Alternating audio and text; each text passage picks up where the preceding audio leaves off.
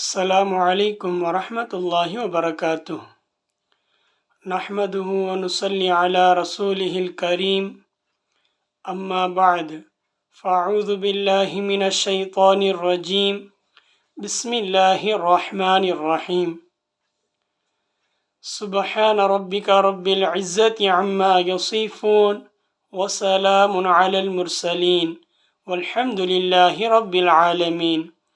اللهم صل على محمد النبي الأمي وعلى آله وسلم تسليما. صدق الله العظيم. உலகத்திலுள்ள அத்தனை புகழையும் அல்லாஹ் ஒருவனுக்கே போய் சேரட்டும். ஏனென்றால் அல்லாஹு தபாரக் வ தஆலா நமக்காக நம்முடைய கஷ்டத்தை தூரம் ஆகுவதற்காக, நம்முடைய தேவைகளை பூர்த்தி செய்வதற்காக நமக்கு ஒரு அமலை கொடுத்திருக்கிறான்.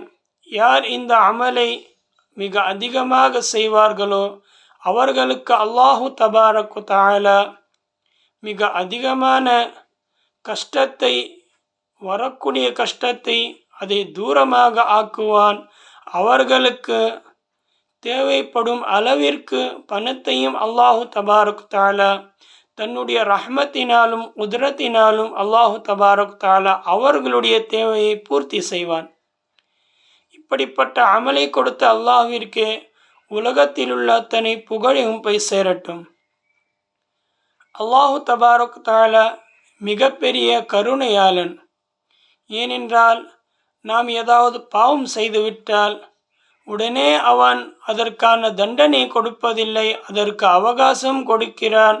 மற்றும் அவன் நாடினால் அவனே ரஹமத்தை நம்மேல் பொழிய செய்து அவனே நமக்கு பாவத்திற்கான பாவ மன்னிப்பை தேடுவதற்கான வாய்ப்பையும் உருவாக்கி தருகிறான். இப்படிப்பட்ட கருணையாளனாக அல்லாஹு தபாரக் தஆலா இருக்கிறான். இப்படிப்பட்ட அல்லாஹ்விடம்தான் நாம் உதவி தேட வேண்டும், மனிதர்களிடத்தில் அல்ல. நாம் அல்லாஹ்விடத்தில் சஜ்தா செய்து கையேந்தினால் நாம் அடுத்தவர்களிடம் கையேந்தாமல் அல்லாஹு தபாரக் தஆலா நம்மை பார்த்து கொள்வான். அதற்காக தான் நாம் எப்போதும் என்ன ஒரு தேவைப்பட்டாலும் நாம் முதலிடத்தில் அல்லாஹ்விடத்தில் தான் கேட்க வேண்டும். அல்லாஹு தபாரக் தஆலா அதற்கான வாய்ப்பை, அதற்கான பூர்த்தி எப்படி செய்ய வேண்டுமோ அவன் உருவாக்கி தருவான். ஆனால் நாம் முதலிடத்தில் அல்லாஹ்விடம்தான் போய் நம்முடைய தேவையை நாம் கேட்க வேண்டும்.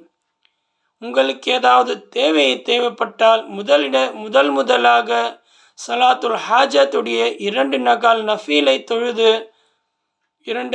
நஃபீலை தொழுது அல்லாஹ்விடத்தில் கேளுங்கள்.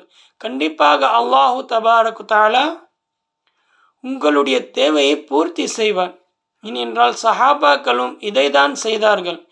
அவர்களுக்கு அதாவது உதாரணத்திற்கு ஒரு உப்பு தேவைப்பட்டாலும் அவர்கள் அல்லாஹ்விடத்தில் சலாத்துல் ஹாஜத்தை படித்துதான் அல்லாஹ்விடத்தில் கேட்பார்கள்.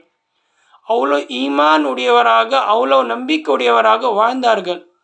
அவர்களுக்கு தெரிந்துவிட்டது நமக்கு சிறிதளவு கூட தேவைப்பட்டால் அல்லாஹ் தான் தருவான் என்று. அவ்வளோ நம்பிக்கை இருந்தது தன்னுடைய ரப்பின் மேல். இன்று நம்முடைய நம்பிக்கை எப்படி என்றால், நமக்கு அதிகமாக தேவை இருந்தாலும் நாம் போய் அடுத்தவர்களிடம்தான் கேட்கிறோம். ஏனென்றால் அவர்கள் தருவார் என்று அவர்கள் மேல் நம்பிக்கை வைக்கிறோம். அவர்களுக்கும் தரக்கூடியவன் அல்லாஹ் தான். அல்லாஹ்வின் மேல்தான் நாம் நம்பிக்கை வைக்க வேண்டும் என்று நாம் அதை சிந்தித்து பார்ப்பதில்லை. அதை நாம் முதலில் விலக வேண்டும். ஏனென்றால் நம்மை படைத்தவன் அவன்தான். நமக்கு தேவையான அனைத்து விஷயங்களையும் தருபவனும் அவன்தான். நம்முடைய தேவைகளை பூர்த்தி செய்பவனும் அவன்தான். இப்படிப்பட்ட அல்லாஹ்விடம்தான் நம்முடைய தேவைக்காக அத்தனை தேவைகளையும் நாம் கேட்க வேண்டும். அதை விட்டுவிட்டு நாம் போய் மனிதர்களிடத்தில் கேட்டு அவர்கள் தராமல் இருந்தால் கடைசி பட்சமாக வந்து அல்லாஹ்விடத்தில் நாம் கையேந்தினால் எப்படி அல்லாஹ் உதவி செய்வான்? இன்று நிறைய பேர்கள் இந்த தவறு தான் செய்கிறார்கள். போய் யார் யாரிடம் போய் கேட்க வேண்டுமோ போய் அத்தனை பேர்களிடத்திலும் கேட்கிறார்கள். யாரும் தராத பட்சத்தில் கடைசியாக வந்து ரப்பிடத்தில் கேட்கிறார்கள். இப்போது அல்லாஹ் இதையும் பார்ப்பான் இல்லையா? இவனுக்கு தேவை என்று வந்தபோது போய் முதலாக அடுத்தவர்களிடம்தான் கையேந்தினான். இப்போது யாரும் தராத பட்சத்தில் என்னிடம் வந்து கையேந்துகிறான். இப்போது எப்படி அல்லாஹு தபாரக் தஆலா உதவி செய்வான்? இதையும் நாம் சிந்தித்து பார்க்க வேண்டும். அதற்கு தான் நபி ஸல்லல்லாஹு அலைஹி வஸல்லம் அவர்கள் கூறுகிறார், உங்களுக்கு சிறிதளவு ஏதாவது ஒரு தேவைப்பட்டாலும், முதலிடத்தில் உதாரணமாக கூட கூறினேன் இல்லையா, அதாவது உப்பு தேவைப்பட்டாலும் சஹாபாக்கள் அல்லாஹ்விடத்தில் கேட்ட பிறகுதான் அதற்காக முயற்சி செய்வார்கள். அந்த முயற்சி தான் ரப்பினுடைய உதவி வரும். அதை அவன் உருவாக்கி தருவான். அதாவது முதலாக நம் ரப்பிடத்தில் கேட்டால் ரப்பை நமக்கு வரக்கூடிய அந்த தேவையை அது லேசாக ஆக்கி தருவான். அது லேசாக ஆகுவதற்காக தான் நாம் முதலாக அல்லாஹ்விடத்தில் கேட்க வேண்டும். அந்த லேசாகவும் அல்லாஹ் தபாரக் தஆலா அந்த வழியை உருவாக்கி தருகிறான். இப்படிப்பட்ட லேசான வழியிலிருந்து கிடைப்பதற்காக நாம் அல்லாஹ்விடத்தில் தான் முதலாக கேட்க வேண்டும். அதுவும் நம்பிக்கையோடு, 99% அல்ல 100% நம்பிக்கையோடு நம் அல்லாஹ்விடத்தில் கேட்டால்தான் அல்லாஹு தபாரக் தஆலா அதற்கான வாய்ப்பை உருவாக்கி தருவான். சரி, ஒரு அமல், என்ன ஒரு அமல் என்றால், யார் இந்த அமலை அதிகமாக செய்வார்களோ அவர்களுடைய தேவையை அல்லாஹு தபாரக் தஆலா அதிகமாக பூர்த்தி செய்வான். ஒரு சஹாபி வந்து நபி ஸல்லல்லாஹு அலைஹி வஸல்லம் அவர்களிடம் கேட்கிறார், யா ரசூலல்லாஹ், நான் உங்கள் மேல், அதாவது தினந்தோறும் 24 மணி நேரம் இருக்கிறது, என்னுடைய நேரத்தில் கால்வாசி நான் உங்களுக்காக தரூதை படித்தால் எனக்கு என்ன கிடைக்கும்? அந்த அளவிற்கு உங்களுக்கு நன்மை கிடைக்கும் என்று நபி ஸல்லல்லாஹு அலைஹி வஸல்லம் கூறுகிறார். அதன் பிறகு அவர்கள் கூறுகிறார், நான் 1/3 படித்தால் என்ன கிடைக்கும்? நபி ஸல்லல்லாஹு அலைஹி வஸல்லம் கூறுகிறார், நீங்கள் 1/3 படித்தால் உங்களுடைய அந்த அளவிற்கு அல்லாஹு தபாரக் தஆலா தேவையை பூர்த்தி செய்வான். அதன் பிறகு அவர் கூறுகிறார், நான் 2/1 படித்தால் அதற்காக தேவையும் அல்லாஹ் பூர்த்தி செய்வான். அதன் பிறகு அவர் கூறுகிறார், நான் முழு நேரமும் தரூதை படித்தால் எனக்கு என்ன கிடைக்கும்?